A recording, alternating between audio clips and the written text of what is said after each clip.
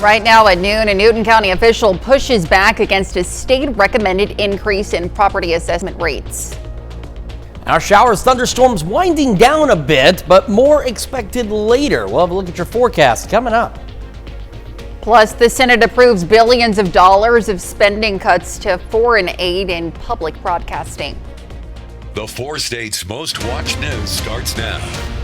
This is KOAM News at noon. I'm Elise Snowy. The Newton County assessor is at odds with the State Tax Commission over the state's request to raise property assessment values. County Assessor Cheryl Perkins says she's not signing a letter of understanding asking her office to raise county property tax valuations by 12%.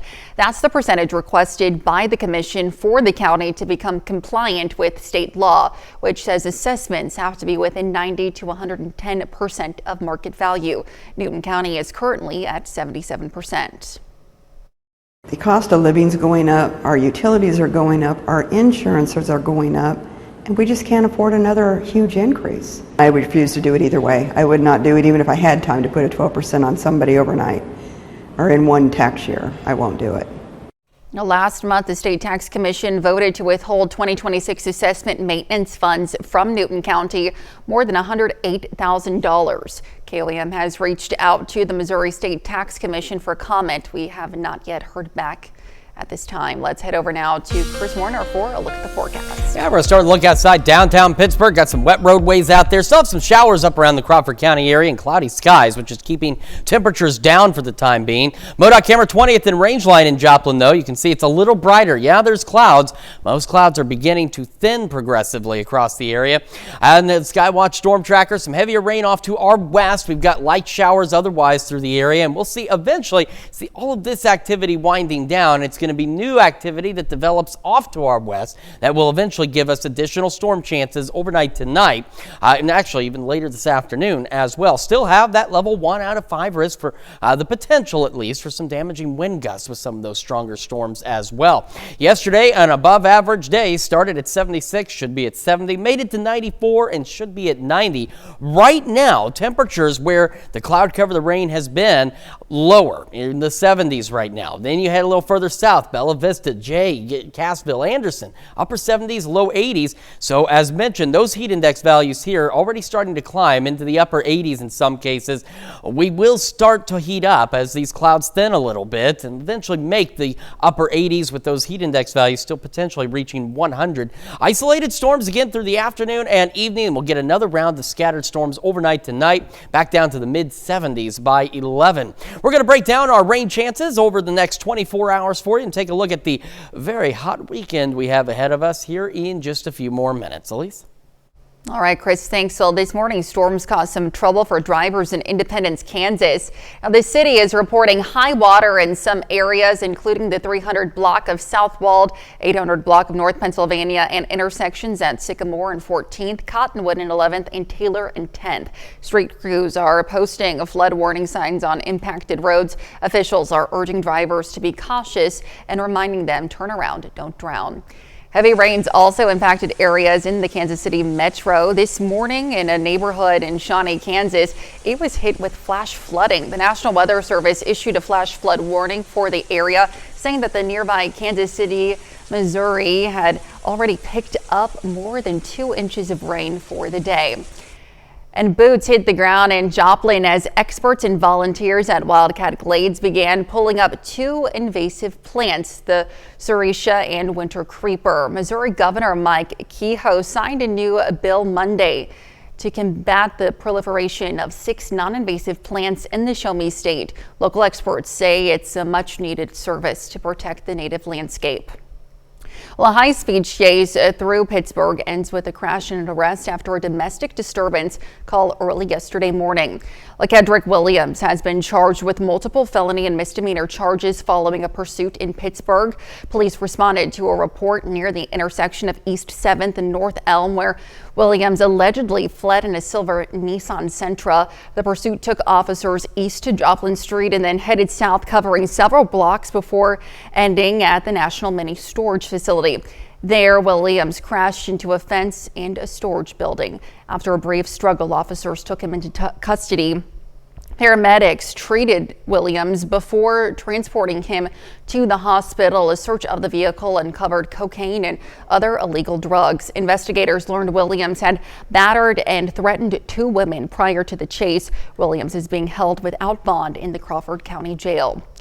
The House will soon take up the package of spending cuts narrowly approved by the Senate overnight that slashes previously approved funding for foreign aid as well as PBS and NPR. Natalie Brand has the details from the White House. Overnight, senators voted 51-48 to slash around $9 billion worth of previously approved funding for foreign aid and public broadcasting. Republicans Lisa Murkowski and Susan Collins joined with Democrats to oppose the measure, sounding the alarm over the impact to local public radio and TV stations. For many families, public television is one of their only early childhood education tools. We shouldn't be pulling the rug out of these children. The overwhelming majority of CPB's funding flows to NPR and PBS, entities that have drifted far from their original mission and now serve as megaphones for partisan left-wing activism. The measure now has to go back to the House for a final vote before the Friday deadline. Republican lawmakers are also weighing in after President Trump raised the idea of firing Fed Chair Jerome Powell, which he now says he is unlikely to do. If you fire the chairman of the Federal Reserve, you will see the stock market crash. President Trump confirmed CBS News reporting that he asked a group of House Republicans for their opinion on the matter, as he's been hammering Powell for months to lower interest rates. I asked, what would you do about that? They all said would fire him. Are you completely ruling out the idea of firing Jerome Powell? I don't rule out anything, but I think it's highly unlikely unless he has to leave for fraud. The administration has accused Powell of mismanaging a $2.5 billion renovation at the Fed's headquarters. Federal law says the chair can only be fired for cause. Natalie Brand, CBS News, the White House. Well, coming up, 4-H kids show off their hard work at the Cherokee County Fair, and later we're making Hawaii's huli chicken in the Mr. Food Test Kitchen. Well, fair season continues right here in the 4 states. The Cherokee County Fair this morning welcomed community members to its opening day. 4-H members were showing off their hard work and livestock. And the McDonald County Robotics Camp is underway at the McDonald County High School. The camp is now in its 2nd year and has doubled in size. KOAM's Ty Park shows us how the kids are using robots to learn coding and much more. It's good for your mind to challenge yourself and learn new things. So I joined thinking that I would be able to do that. Stetton Moffitt is challenging himself in the McDonald County Robotics Camp. Kids are divided into 3 groups. The first 2 designed for younger children like Moffitt, who are learning basic coding and construction. And in each of the groups, they start to do something that's a little bit more challenging. So with mine, we give them robots that are already just one robot. You can touch buttons on it to make it go or stop or whatever you want it to do. But you can also code it to do what you want it to do. And then they build things and add on to it. But then once you go to the next group up, they are building their own robots that they use remote controls to use or code their own robots to move. And then in the step up past that, they're building with like real metal material and doing much larger scale robots. But for some kids, building and coding a robot can be stressful. When you build one, you feel like happy and you think that like you have anxiety, like is it going to work or is it going to fail? So when I'm building it, I just think of the bright side and I think that it'll work. So our main goal is to introduce STEM to children young. We were noticing that in McDonald County especially and in districts even around us, kids weren't getting a hands-on STEM lesson until they got to high school and had the choice to take it.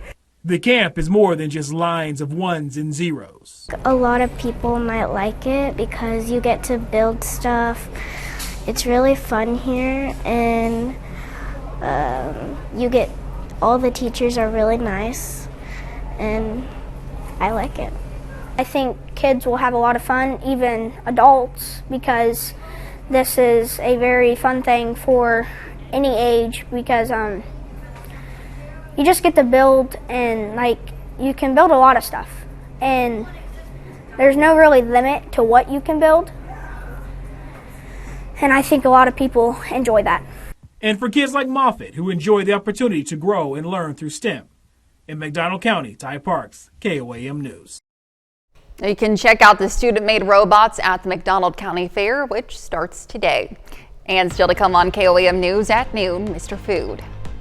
Today, we're taking our taste buds to Hawaii for a dish that will make you want to hula. So grab your grass skirt and join us. You really want to win.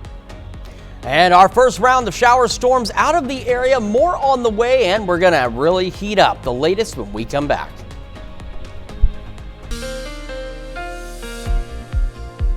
Welcome back to the KOAM News at noon. So we had showers, thunderstorms this morning. We only had a couple of severe thunderstorm warnings early this morning, and that was into Anderson and Linn counties in Kansas. Thankfully, nothing severe with the rest of the activity.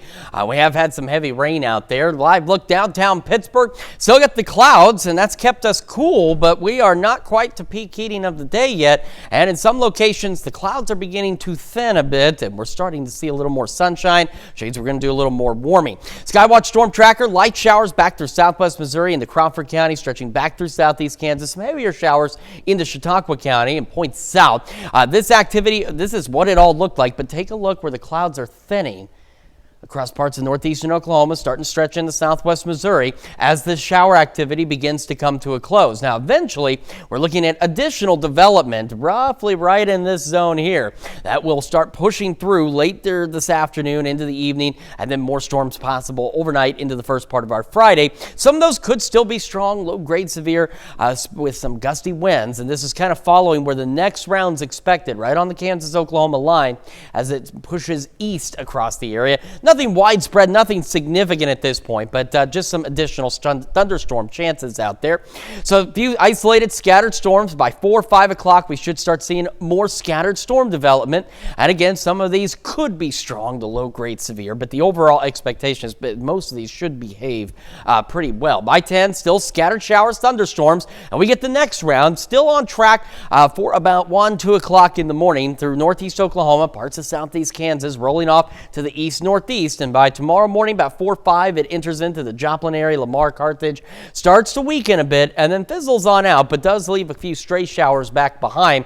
And some of the afternoon storms the Future Track had picked up on possibly in southeast Kansas this morning, it is not picking up on that now as we roll into Friday afternoon and evening. So we're going to start to dry out, and it's going to get really hot over the next few days. Now today, once we start seeing a little more sunshine, especially in some areas, temperatures are going to climb. They'll be below normal for most of us, mid to upper 80s, but all the humidity, the higher dew point levels from all the rain we've already had will result in those that do start to see some sunshine, even just a bit, starting to see those heat index values climbing a lot closer to 100 degrees out there for today, and it's going to continue to rise as we head into tomorrow and the weekend. So still expecting highs for most of us into the upper 80s. Some of our northern counties have been socked in with a few more clouds. Might struggle a little bit, but you're still going to get at least to the mid 80s eventually.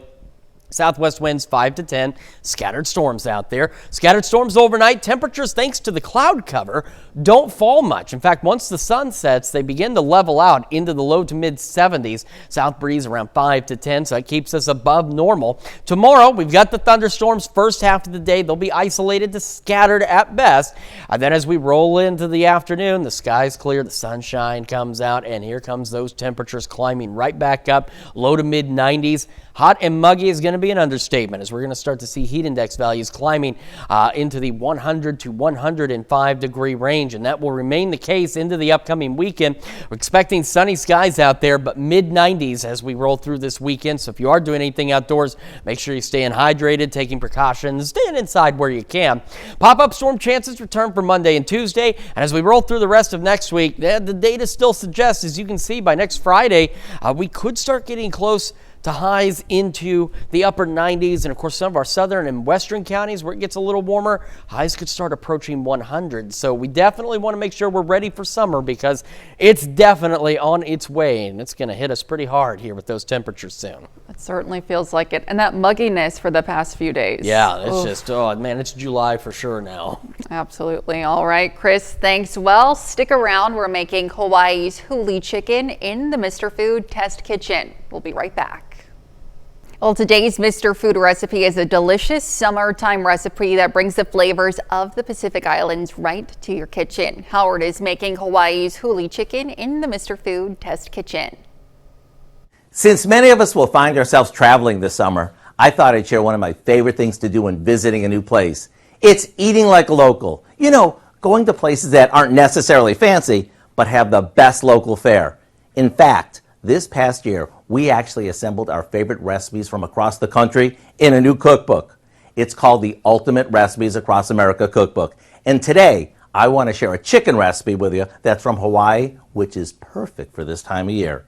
We begin by rubbing a split chicken with a dry rub that we've thrown together using a few basic spices. Now, we roast the chicken on a wire rack in a 400-degree oven. To make our chicken really moist and flavorful, we'll turn it and baste it every 10 minutes. As for the basting sauce, that's simply a combination of pineapple juice, soy sauce, ketchup, sherry, brown sugar, and ginger. One bite, and it's no wonder why this is so popular on the Big Island. Between the juicy meat and the tropical Asian-inspired glaze, this chicken is downright irresistible. To get the recipe for what we call Hawaii's huli chicken, simply visit our website or pick up a copy of the cookbook. I'm Howard with Kelly in the Mr. Food Test Kitchen, where today we found huli huli way for you to say. Ooh, it's so good. What else did you play? Well, you can find this recipe for Hawaii's huli chicken along with a lot more good food from the Mr. Food Test Kitchen online. All you have to do is head on over to our website. Of course, that's KOAMnewsnow.com. Now let's take a look at the 4-state market prices. All right, eventually still hot and muggy today, hot and muggy again tomorrow. Scattered storms out there continuing off and on through the evening and overnight first half of our Friday. Heat index values tomorrow and into the weekend could easily be approaching 105, so make sure you're staying safe out there. Absolutely. And coming up tonight at 5, Americans shrugged off the uncertainty about the economy and opening their wallets last month. We're going to take a look at how summer spending is surging this season. Plus, kids in Pittsburgh put on their hard hats at PSU for a summer construction camp. And a pharmacy in southeast Kansas closes its doors. How problems with pharmacy benefit managers have impacted business. You can join us for those stories and more on KOAM News at 5. And that's the news for now. Thank you for joining us on KOAM News at noon. Have a great rest of your day.